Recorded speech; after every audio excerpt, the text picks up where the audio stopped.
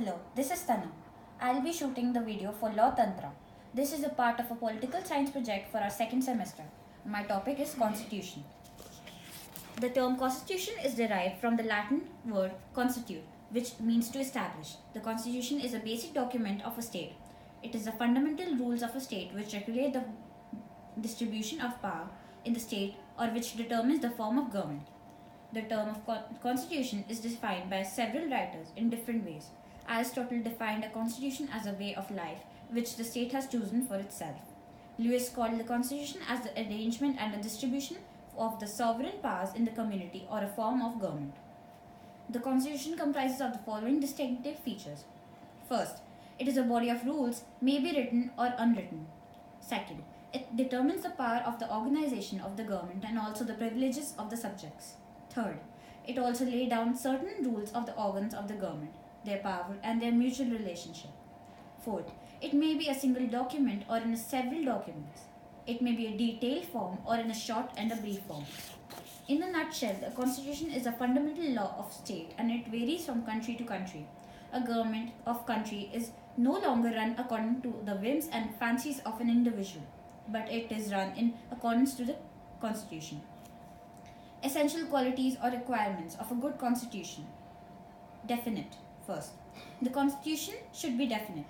It implies that it should have no ambiguities and obscurities of languages because this may lead to a conflicting interpretations. Second, comprehensiveness. A good constitution should be comprehensive. It should cover the whole field of government authority without any gaps. The power of different organs of the government and various functionaries of the state must be clearly demarcated. Third, suitability. A good constitution must represent the needs of the time as well as the conditions of the country and should be suitable for a social and a political economic needs of the people.